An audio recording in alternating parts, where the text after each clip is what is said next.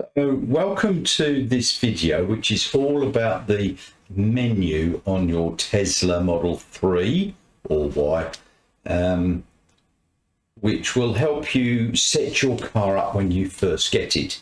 There's been a bit of delay in getting this video out. The first time I recorded it, it hadn't saved. The second time I recorded it, some of the files were not very good, corrupted. And third time lucky, I think I've just about got it. They're still not brilliant, but after a few weeks of trying to record this several times, I've given up. Now, the other thing is, as typical, today I got the latest software update, so I will be covering that. This will go over about 2 videos at least, so sit back and you can cut to various parts of it if you like, with the menu that I've installed with this. So thank you very much. This is all about the Tesla menu, and this is a grumpy old man with an EV.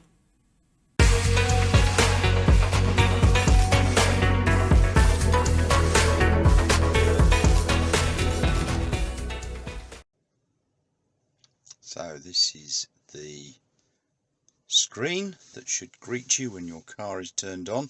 There is a set of warning lights down there, which I'll go through another time. So this is the menu across the bottom, and there's some information that you'll see at the top there. This area here has got the speed that you're traveling at. It's got a grey circle or blue circle with the steering wheel for when your automatic driving is engaged, and then the speed limit that it's detected for that road. So the first thing to look at here is the car icon, which is basically all the setup of your car. We've got here, the first one on the item is the quick controls. We've got the exterior lights. I have mine set to auto. You can set them to be completely off, or driving lights or headlights.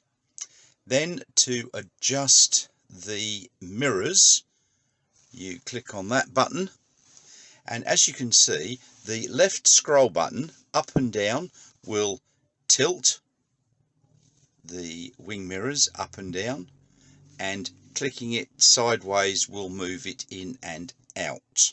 So that's set for the left one, and that's it for the right one. So you can adjust those for your driving position. And each one has also got auto tilt, which is that there, which is for when you put the car into reverse. They will tilt down so that you can see the curb beside the car. Auto fold is where, when you've parked and the car locks, the wing mirrors will fold in to prevent some damage. The auto dim is for people coming up behind you at night. It will help dim the lights, and you can set that for left and right. Steering wheel is exactly the same. Up and down to move the steering wheel up and down, and pressing the left scroll button left and right will move the steering wheel out and in, and then you can set it up on your driving profile so that it will go to that position when you get in the car. You can fold them in. So now my wing mirrors have just folded in, the car is unlocked. I can ask it to always fold mirrors at this location. So if you're going through a drive-through and it's a bit tight and you want the wing mirrors folded in, fold them in and then say always fold at that point. Window lock, child lock, that's so that the people in the back can't wind the windows down and can't get out because the child locks are on. Display brightness, usually leave that to auto, and it will adjust the brightness depending upon the ambient light, and that is by far and away the better way to have it, in my opinion. So some of these you've got to scroll up and down.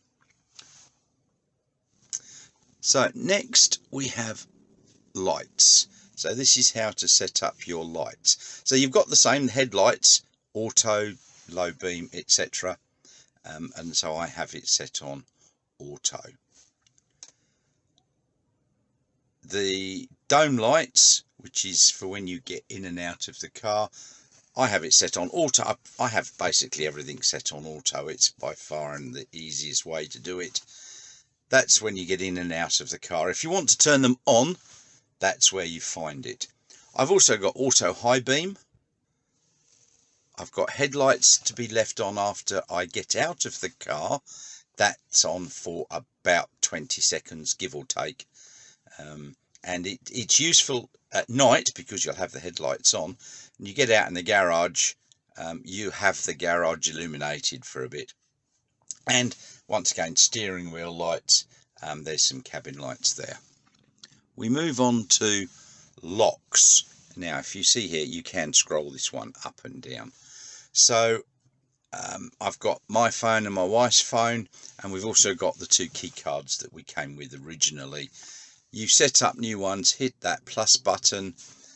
You need to have your phone, if you want to put your phone on there, set up through the Bluetooth, and then you can add in your phone. Once again, we've got window lock, child lock. You'll find a couple of these things are in quick controls and in the menu system down here. Walk away door lock. That is on for me. So when I get out the car, close the doors and just walk off, the car will automatically lock after a period of time or when I'm far enough away. You can have that to exclude it at home. If you so desire, you've got a locked garage, which I have, but I tend to still have the car locked. Unlock on park means when you stop and put the car into park, the doors will unlock so that you can get out. There is a lock and unlock button. Locked, unlocked. And the other good thing about this is that the car can notify you after about 10 minutes that something's been left open. So you can have it for the doors, if you've gone and left a door open, or doors and windows. And you can have that to exclude home if you like. So what will happen is your app in your phone will make a noise to alert you, and it'll say doors left open, passenger door, driver's door, or whatever. You can turn that off if you like. For instance, if I'm sitting at a fair with the Tesla on show and all the doors are open, I keep getting notifications, so we turn that to off. Lock confirmation sound is when the car auto locks, it makes a beep, or when I lock it, it makes a beep to lock and to unlock. It's a good auditory confirmation. And this one is close windows on lock. So when the car locks, if a window or 4 windows are open, it will fully close them. Now we move on to display. So this is the display. As I said, have it on auto. This is currently obviously set as day mode. Night mode just reverses the light and dark. So when you're driving at night, it will automatically go to that when it's set to auto. And the brightness adjusts automatically. It's much easier. Screen clean mode is just that. Now you can clean it, polish it, whatever. And to get out of that, if you look very carefully, it says hold to exit. You've got to hold it for 3 seconds. 3, 2, 1, and now it's on. Because otherwise, if you start trying to clean the screen with that all up, things will start moving around. Voice recognition, English. Some people do have difficulties with that because of accents. It is geared more towards an American accent. I don't have too much trouble with it with my British accent, but you've just got to speak clearly. Even so, it does misrecognise some words.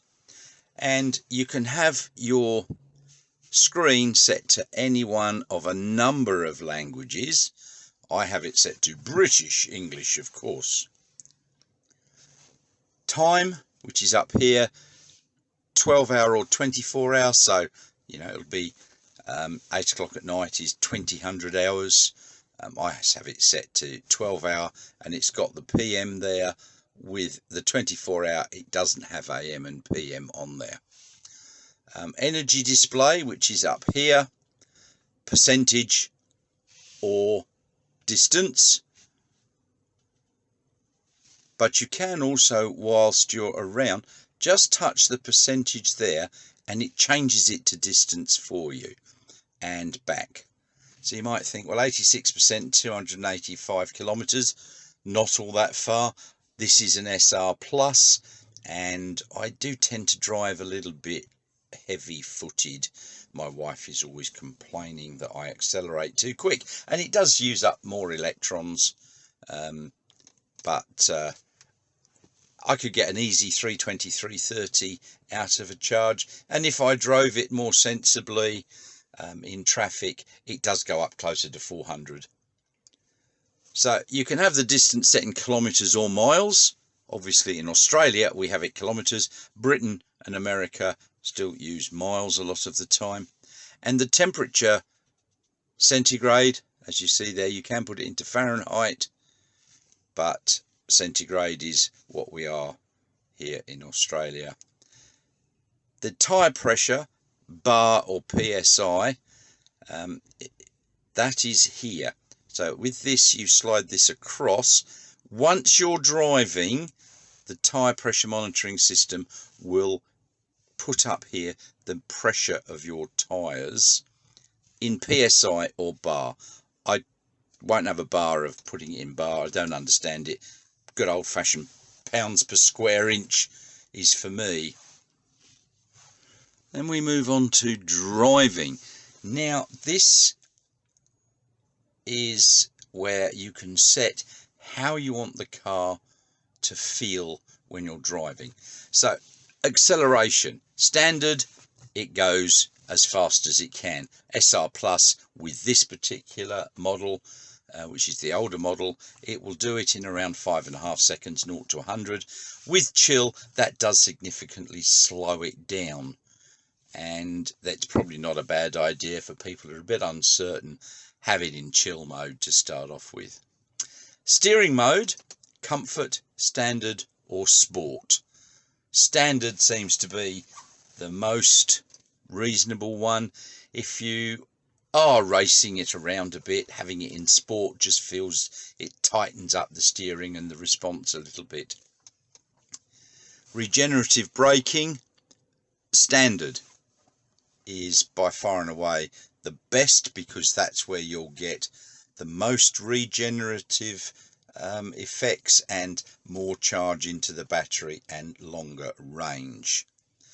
If you have it on low, you're not going to get as much. So if you want to maximize distance, put it on standard. Now stopping mode, creep, roll and hold. Creep, and it says here, you can read it, slowly move when the pedals are released. So that's like an automatic. You've got it in drive, it will creep forwards when you're not pressing any pedal.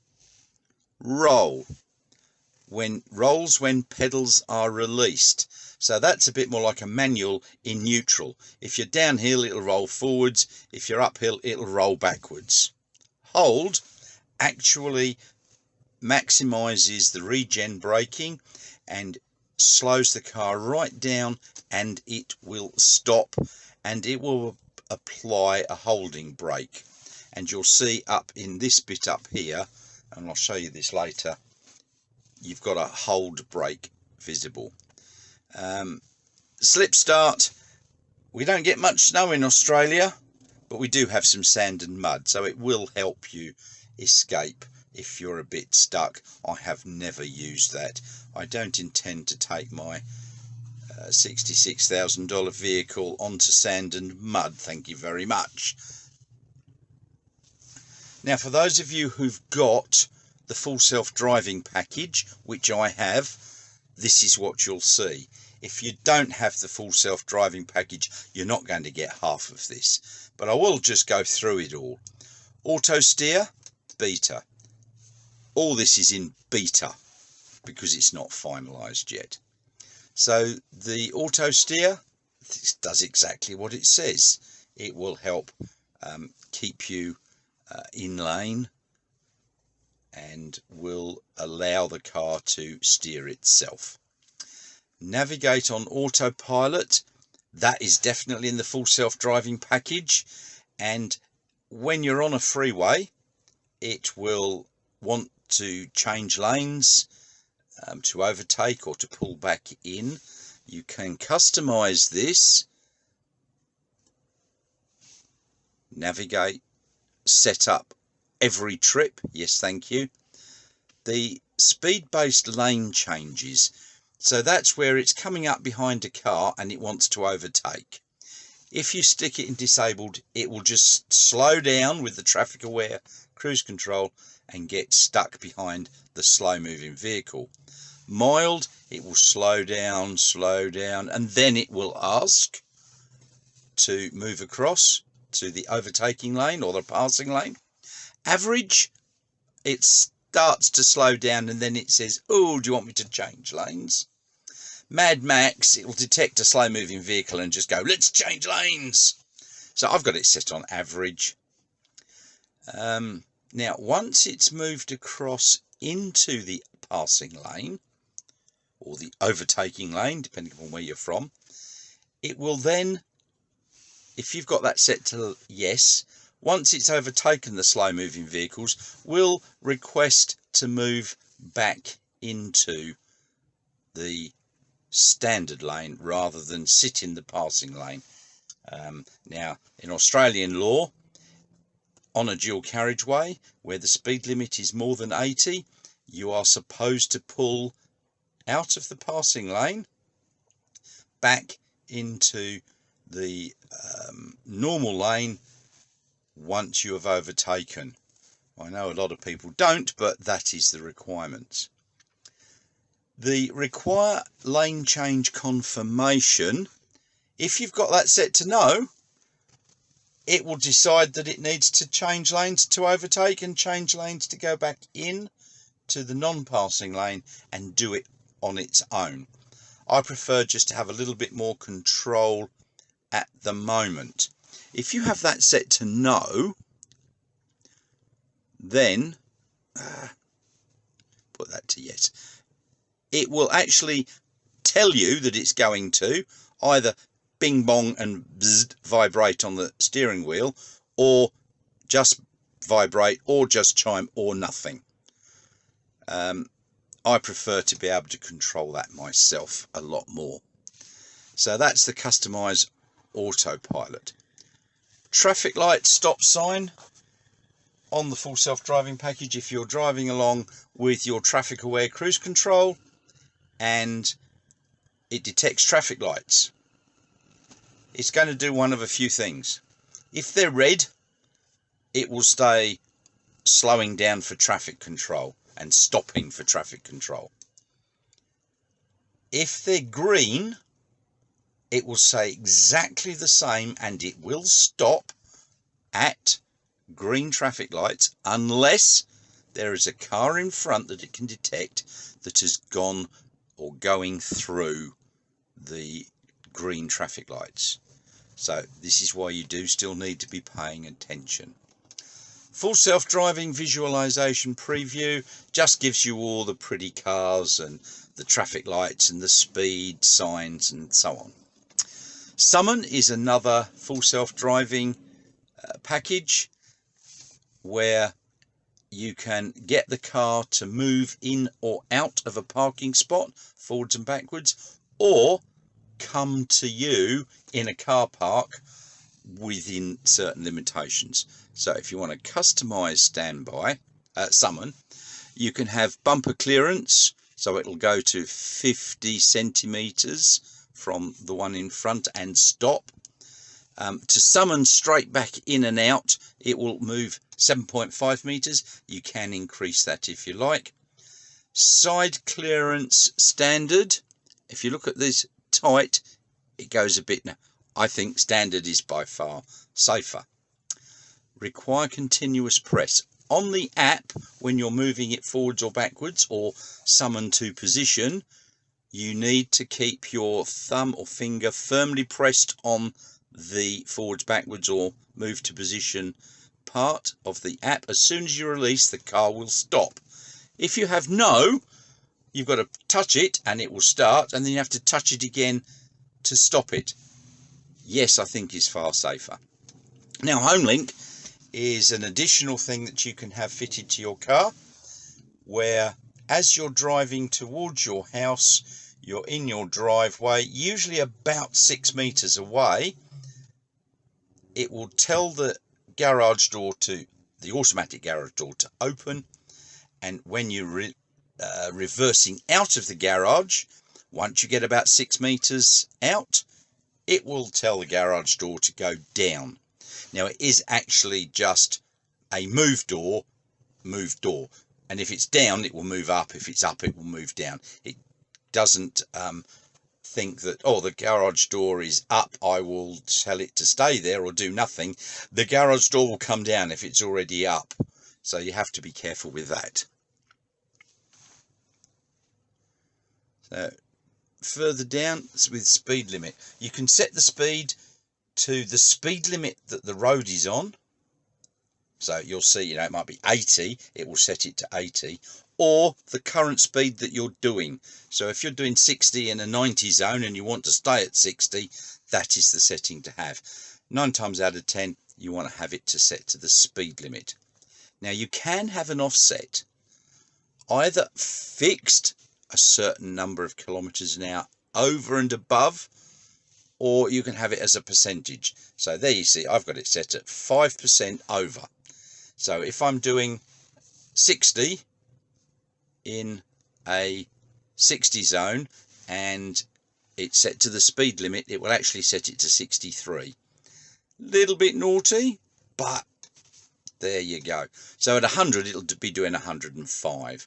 110, it does 116. I then slow it back down again using the right scroll wheel. Speed limit warning. Once you go over the posted speed for the road, you can either have it off, you can have it display, so the red thing will get larger and smaller, or you can have it to go bong, which gets very annoying because I frequently do 1 over. Oops. So the speed limit, relative or absolute. Absolute means that is the limit that it's set to. Relative, yeah, +2. I don't worry about that. Now, with the automatic emergency braking and warnings, you can have the forward collision warning. So you can have that off, late, medium, early. I have it set to medium. Some people have it set to early. I find that it's still pretty aggressive and brakes when people are pulling across in front of you. So I think medium's a reasonable choice.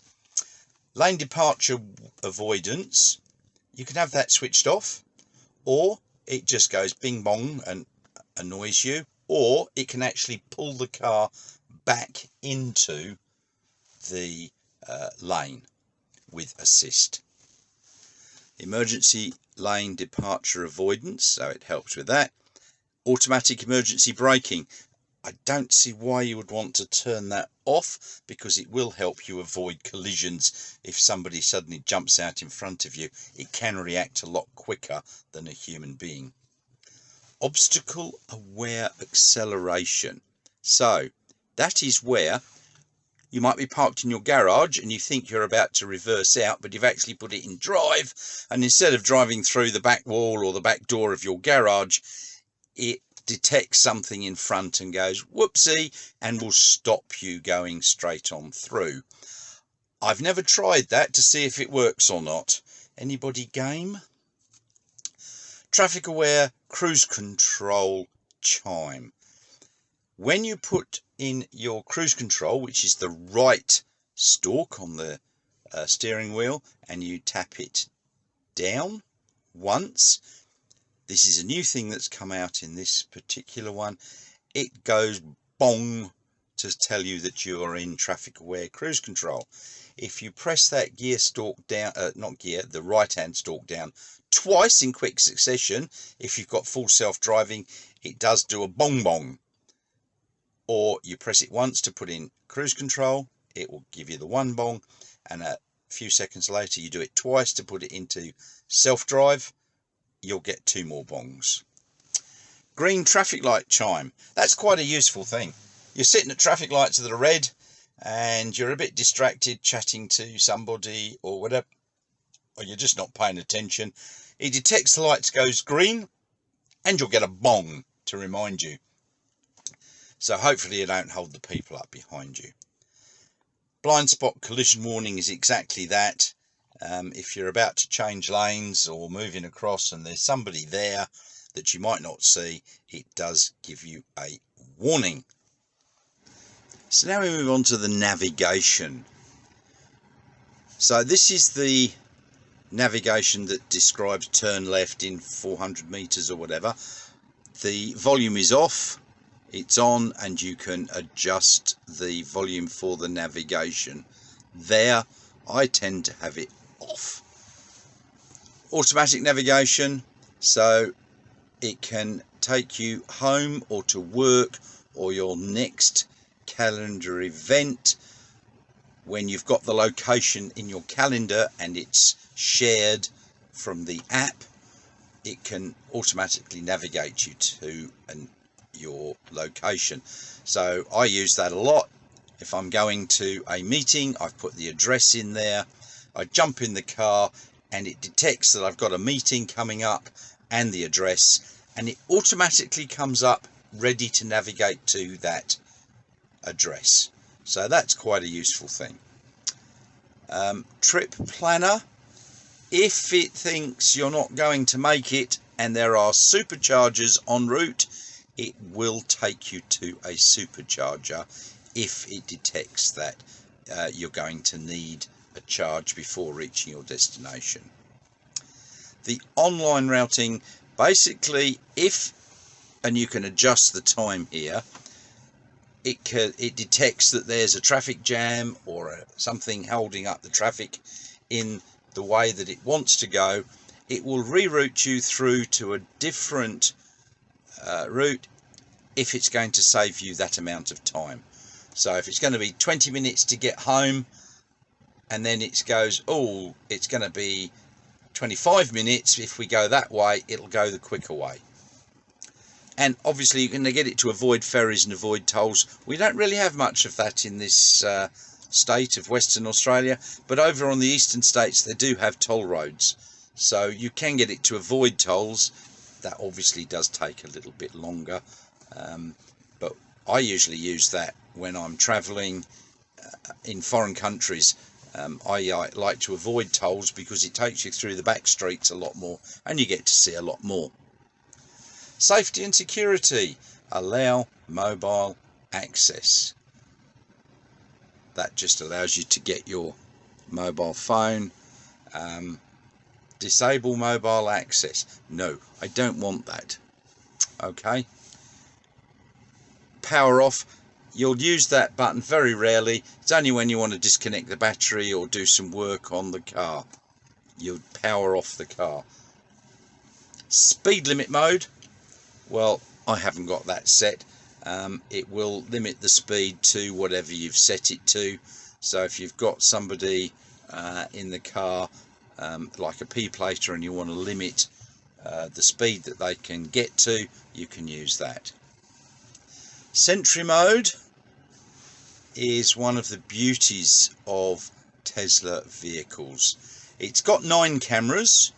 One is on the inside looking at the driver and passengers, and there's 8 on the outside, 4 of which are recording as you drive, and it records the previous 1 hour's worth. When you're parked, Sentry mode, which I've got there set to on, and as you've noticed I've excluded home. I don't work and I haven't got any favourites where I don't want it on. Once you've exited the car and it's locked, Sentry mode is active, and it will record approximately the 10 minutes before an event and some seconds after, when it detects movement near the car. That is Sentry mode. It's really quite useful, and a lot of people have gone, look at this person, they're scratching my car, and they've got a clear picture of them. So the dash cam, once again, that's like the Sentry cam. It's using the same 8 cameras, 4 of which are continually being recorded. If I've got it set to honk, if I hit the horn because somebody does something stupid in front of me, it records about 10 minutes before that honk and some seconds after the honk as well. So that can be quite useful, certainly in case of accidents and so on. Manual, there is this button up there that you can touch if you want to record something, and it records the 10 minutes before and a few seconds after. All this is recorded to a USB drive. Now it could be a USB stick, it could be an SSD, and you can then format it to clear everything off. But remember, formatting clears everything.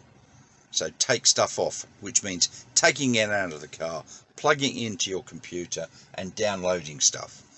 There are things that you can do, so you can have like a Raspberry Pi, that when you get home and it detects your local Wi-Fi, it can automatically upload it if you so desire. Then you've got park assist chimes. So as you're parking, you will get the bing, bing, bing, bing, bing, bing as you get too close to somewhere. Joe mode just turns the volume of all those bing, bing, bings down. So if you've got kids asleep in the car and you do not want them disturbed, Joe mode is useful. Security alarm, someone bumps into your car, the alarm will sound, and you will get notification on the app if the app is running on your phone. Pin to drive, very obvious. If you set that, you'll need to get into your car and it will go, you need a pin to drive, and you'll need to insert 4 digits or whatever to be able to drive the car away. It is an added security feature. Some people use it, I tend not to. And glove box, so you can see there, that opens the glove box, but you can set a pin. So someone's borrowing your car and you want to leave some personal items in the car, you can put it in the glove box, set your glove box pin, and then they can't open it. The next one here is cabin overheat protection, which is really quite a useful thing here. You jump out and it's a hot day. I have it set to on, which means the air conditioning will come on, go off, to keep the car interior below 40 degrees C, which I know that's a bit hot, but then I tend to, if it is 40 degrees C outside, the car could get to 60, 70. I still turn the aircon on remotely before I get to the car to make sure that it's nice and cool. You can have it just a fan, or you can have it off completely. Now, data sharing is just sharing your information with Tesla so that you can read through all this. They can collect data on your drive and so on, and it is all quite secure, I am assured. Now, we come down to service. You'll never really need to go into here except for a few occasions. You can read the owner's manual online. Car wash mode is where you've got a car wash that requires the car to move. It will close all the windows and so on, stop the windscreen wipers going. I tend to wash my own car, so I don't do that. Adjust the headlights. So if you go in there, headlight calibration in progress, which means that the headlights are going up and down and adjusting to be level. I have used this a few occasions when for some reason the headlights seem to have bounced up, and then people are getting a bit annoyed with my bright lights in their eyes. You can then also adjust them left and right, the left side, right side, with the left steering wheel button. It says here, headlights should only be adjusted by a trained service technician. Whoops, I do it a few times. When you do that, you must be on a level. You can't be parked uphill, it won't work very well. Hit towing and the car will then be set up for someone to tow it if you've broken down. Reset TPMS, that's tyre pressure monitoring system, sensors. So each tyre has got a pressure monitor, and as I said, when you're driving along, it sends to the car information on each tyre pressure. Wheel configuration, you want to change the wheels to put something different on. So I mean, I've got the SR Plus 18-inch aero wheels. If you go and put on some 19-inch wheels, you'll need to tell the car that that's happened. Notifications will show you all the recent notifications of things that have happened. As I've said before, it's got 9 cameras, 8 on the outside, 1 on the inside. Sometimes if one needs to be changed because it's faulty, you have to go through a camera calibration. When you first get your car and drive off, it'll say camera calibration in progress, and it takes a short while for those cameras to work out what's happening around it.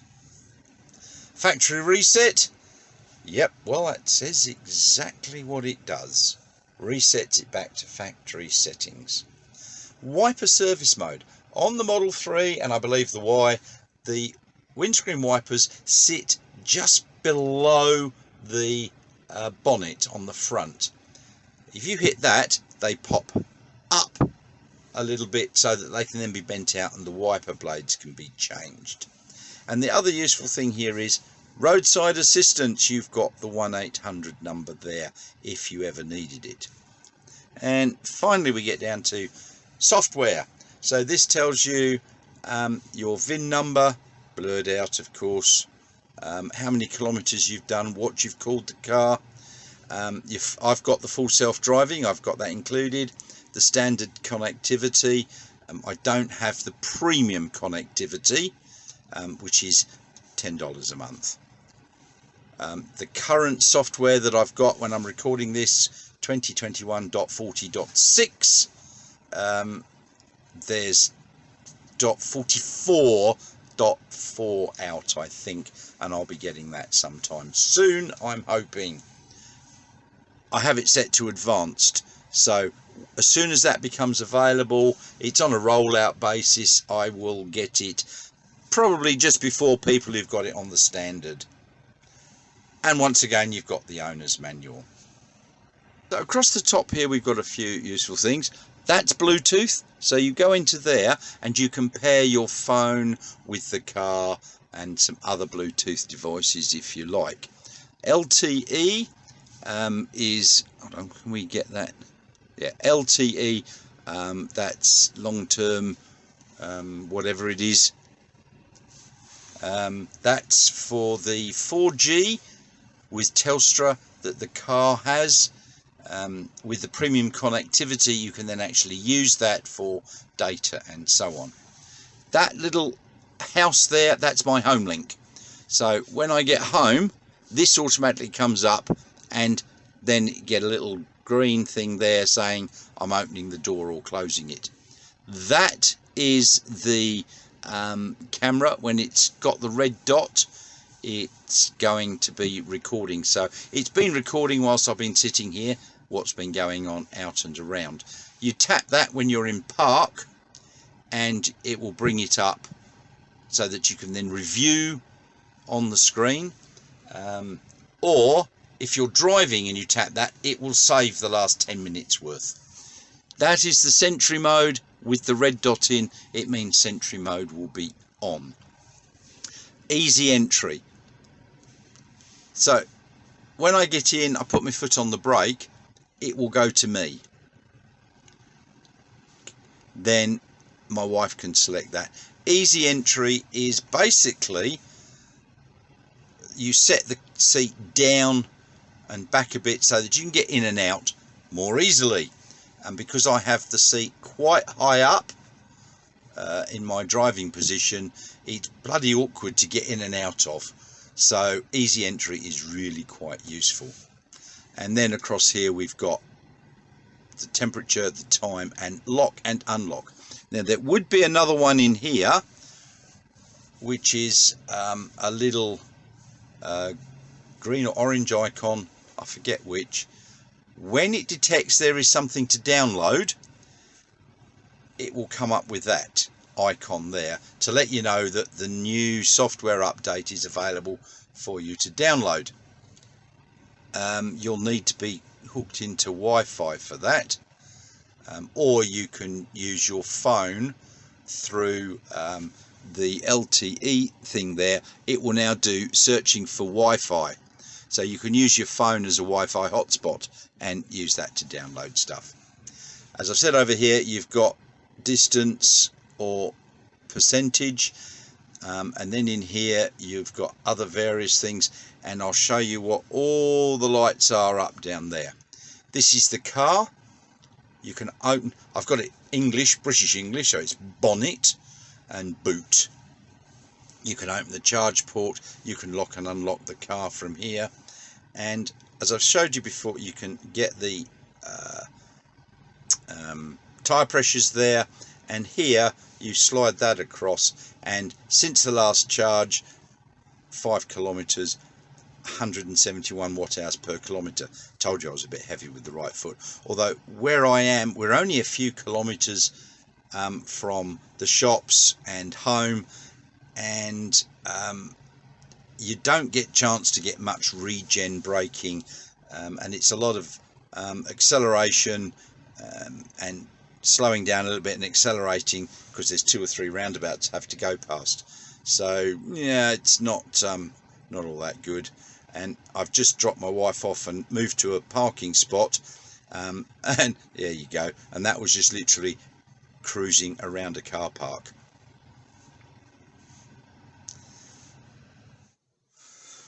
Alright, so we've done the main menu on the car. We will now take a look at the radio. So you press it and it comes up. Now you can slide it up halfway or the whole way, and you've got your favourites, you've got the stations that are available where you are, and you can direct tune into the exact frequency that you want. That's on radio. You can place it onto phone and it will connect your phone. Mine's not connected at the moment. You can go to Spotify.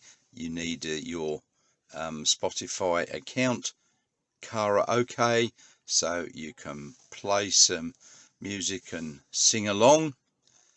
Tune in is just that. You can tune into radio, podcasts and so on. Tidal is a new one that has just been added. It's like Spotify. I don't have Spotify or Tidal. There would also be another one here. If you've got a USB stick in, it'll come up USB. If you've got music on it and it detects you've got music, it'll allow you to play the music. And frequently I put some music onto a USB stick, plug it in when I'm going on a long drive into the country where there's very little in the way of radio.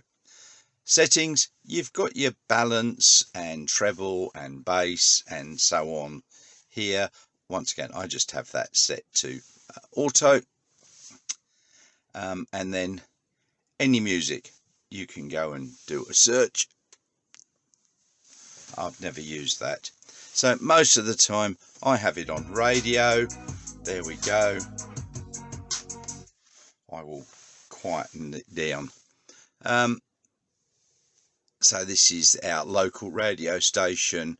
So I frequently have that set just there, and then I can see what tune is playing. I can change channels. As you see, it's labelled as one of my favourites. That's the star. So that's the radio button. Next is the reverse camera. Now you can have this on at any time by pressing it, and as you can see, I'm parked in somebody's driveway. I've got the reverse camera, and I've got the left and right side repeater cameras on the front looking backwards. Quite useful sometimes, certainly if you want to reverse park, that will always come on. I use it when I'm driving into my garage, because then I can see that I'm actually in, and when the automatic door comes down, it's not going to go bonk onto the boot or the bumper at the back.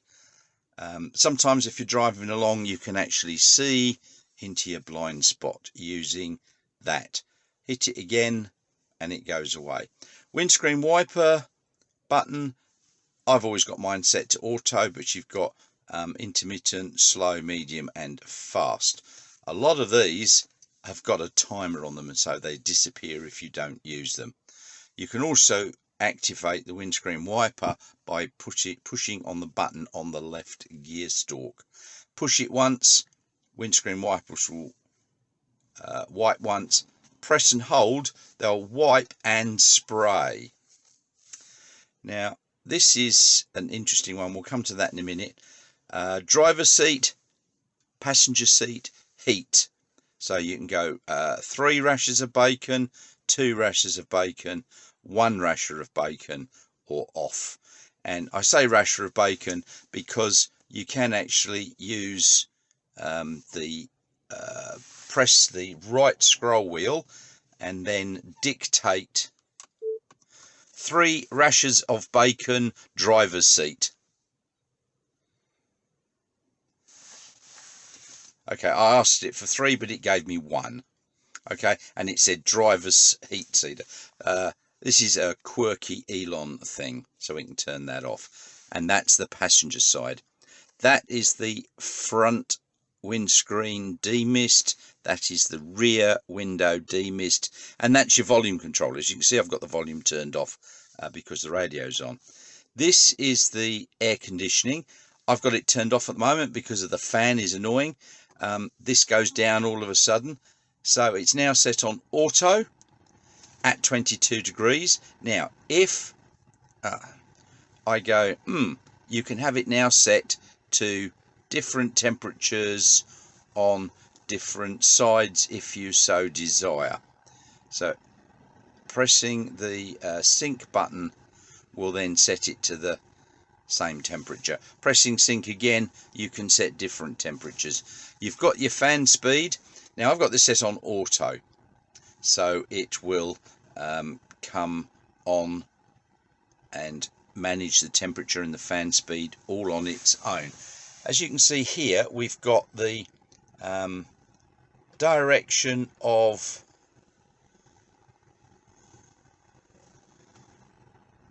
flow of air, and you can adjust that as you wish.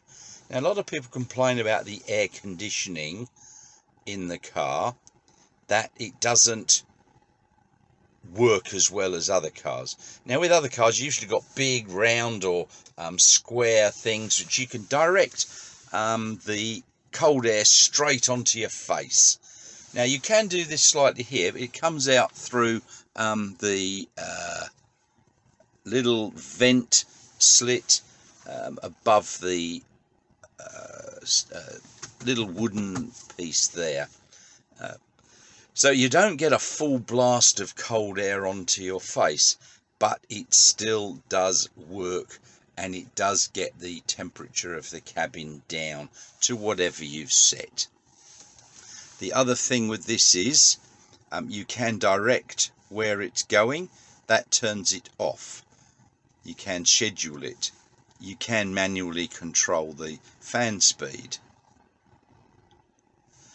Now over here is an interesting thing. You've got off, on, dog and camp. So off, as it says there, climate will turn off after you leave the car. On, climate will stay on after you leave the car and keep it at this set temperature until the battery reaches 20%. Once, a lot of things cut out when the battery gets down to 20%. Come here. Dog mode. Climate screen will stay on after you exit. Sentry mode will be disabled. This is for pets. It says never leave a child unattended. Well, you can leave your dog in here, and it comes up once you exit the car and lock it. It comes up with the temperature and dog mode. My owner will be back and the air conditioning is on. Camp mode is your car will stay on until the battery reaches 20% once again. Sentry mode, security alarm and walk away lock is disabled, but you can lock it yourself. So I usually have that set to off. So that's the air conditioning briefly. Now that one there is to the rear passengers. It will only blow air into the rear part of the cabin if it feels that someone's sitting in the seat, but you can direct it there if you so desire. Alright, now this is the fun one. Ring. You can press on that or call. I've got it set, as I said, to British English, and it's ring. That will call up the phone, where you can then have your recents, your favourites, your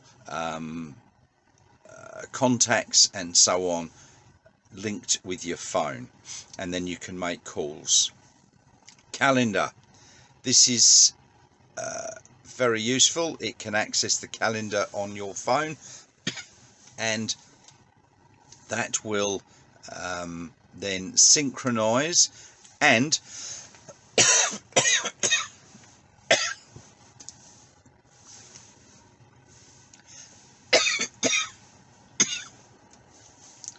so that will then synchronize with your phone. And if you've got the address and your appointment, it says, let's say 9:44 in the morning, and you've got an appointment at 10:30, it will then come up and automatically navigate you through to that an address that you've got set for that calendar appointment. You have to have that set on the app on your phone to share details of the calendar. This is exactly the same as that one there. Camera. Brings up the camera. Energy. So with that, it shows you the energy level, average 126, projected range 287. I've got 80%. That says 266. And 287 is the projected range on the 81% that's left. And this can give you instant range, which is obviously, I've just sort of parked it, so I was driving slow, it gave me more. That's an average over a period of 50, 25 or 10 kilometers. The trip, you've got to actually have a trip that you've started, and this will give you a nice little graph of expected arrival charge based on your current driving. So you'll know then whether you need to stop for extra electrons or not. And you can close them all down with the cross in the corner. Charging. This is when you're charging. You can control the current. It'll give you your supercharger fees. I charged at the supercharger in Carrinup recently, and I've got free supercharging till about November next year, so it shows that I was not charged. You can open the charge port. This will also be stop charging and unlock the charge port so you can pull it out. You can do all that from the app. This shows the level of charge that you've got it set to. You can set limit. Now for this, it's a made in America SR, so I've got the NCA type batteries, not the LFP batteries. If you see this daily and trip, do not charge to 100%. This is because you do not have the LFP batteries. If you've got an SR that was made in China, and I think shortly made in America, it won't have that. It'll just have bars, and you can go to 100% happily with an LFP battery. But do make sure you've got an LFP battery, and this will then allow you to adjust the charge. I would suggest 90% is perfectly okay. Some people have that set at 80%. Now this is the one that causes a lot of confusion. Scheduled departure. You plug it in at night and you want to schedule a time that you're going to leave, and it will have it charged up to that point by that time. Under settings, it can precondition your car, and you can tell it when to use off-peak charging depending upon your tariff from your energy supplier.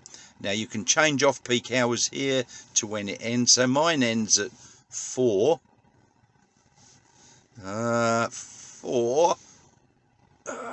There we go, 4. Okay, but I tend not to use that, and a lot of people go, oh, but I want it to start charging at a certain time. Well, if you look right below scheduled departure, it says switch to scheduled charging. Touch that, and then you can schedule the start charging. So my charging tariff, cheap tariff, is at 11 PM. So I can put that down to 11 PM, and now when I plug it in at home, it will start charging at 11 PM. I can also adjust the charge current if I like. To go back to the scheduled departure, there's that little thing underneath. Personally, I think it needs to be a little bit more obvious than that, because that does confuse a lot of people. So that's the charging. Web.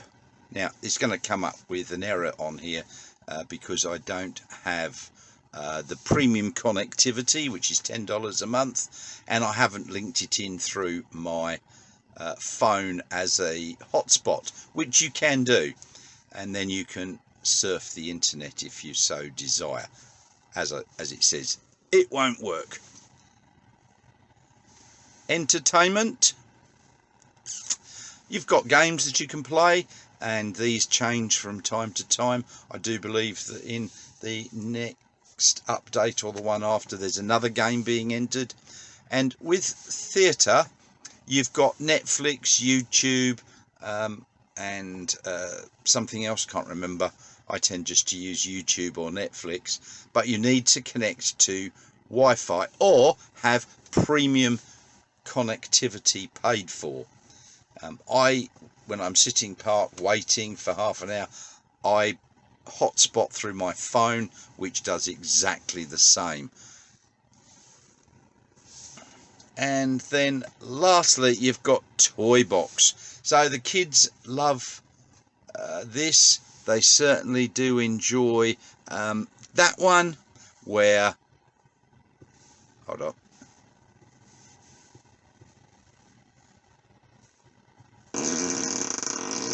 there we go. Oh my goodness me, we don't need that.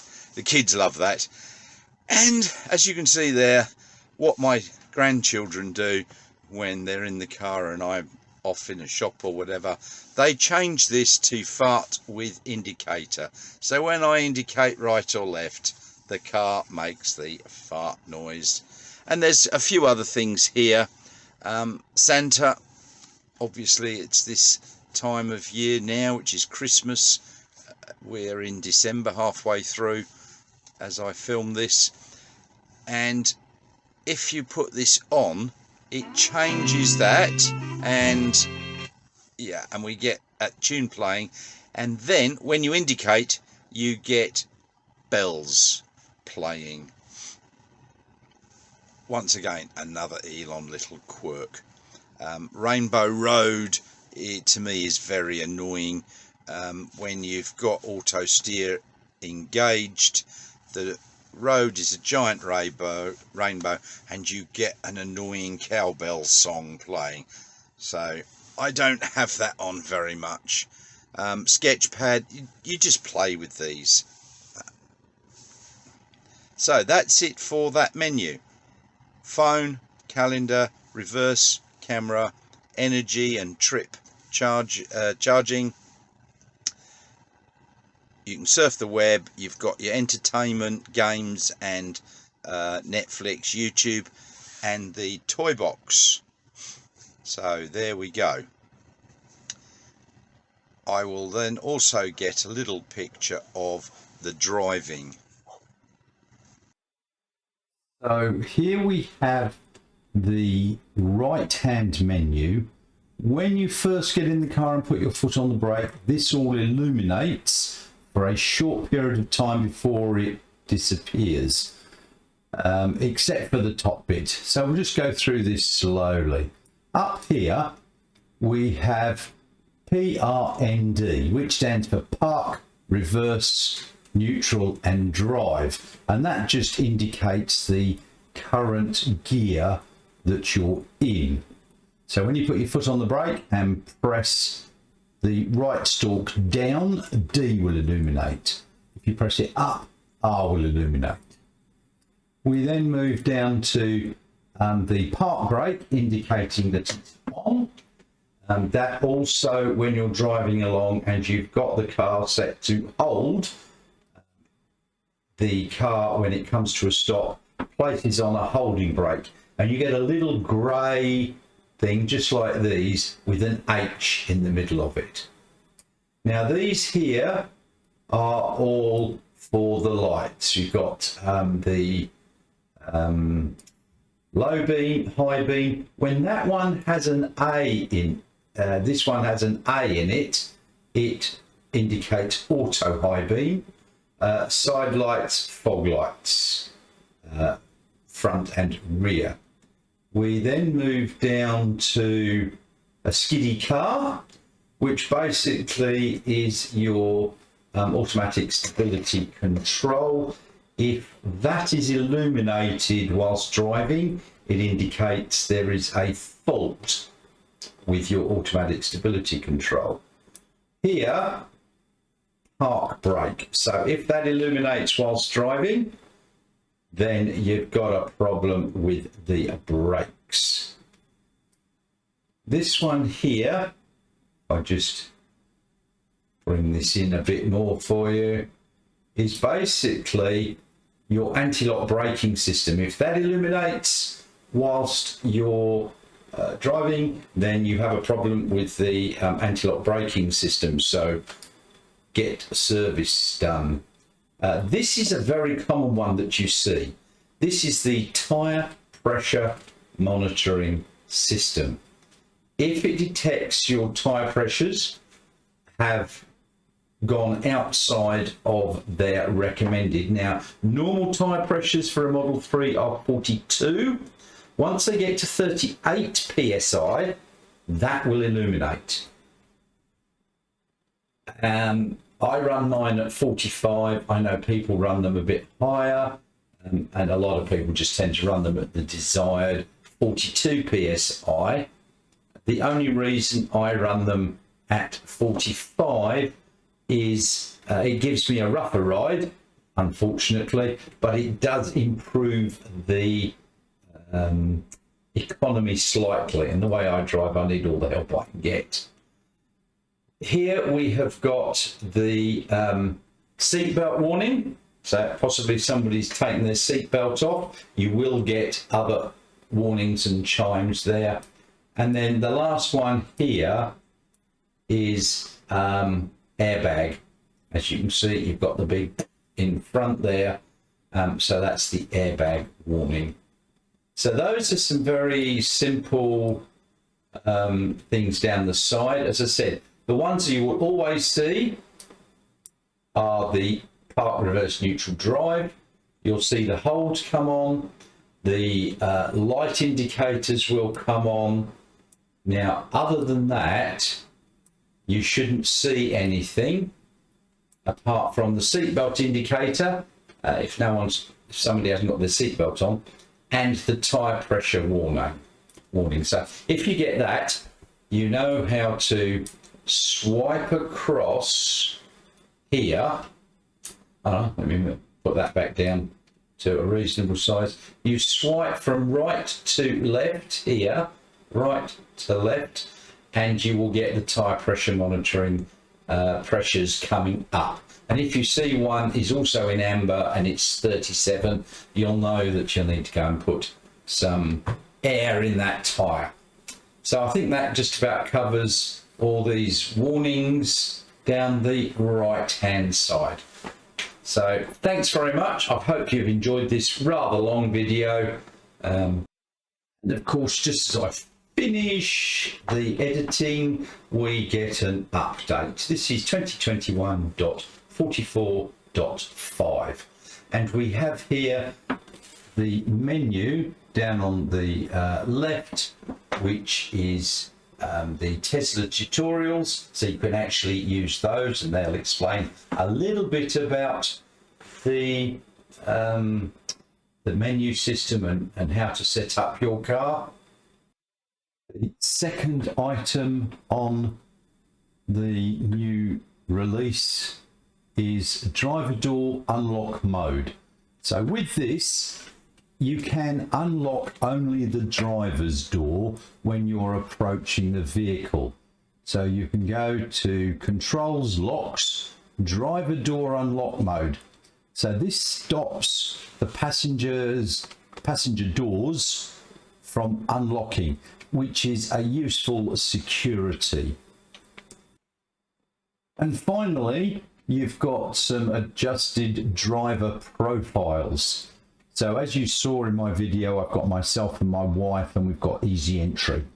So each driver profile will now have its own individual work and home address.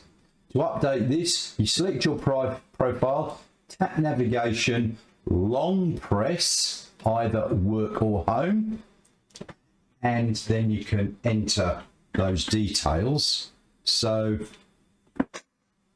that means that if you're going to different workplaces, one person can have their work address in there, and then the other person, when they use the car to go to work, can have their own work address rather than have to keep re-entering it all the time.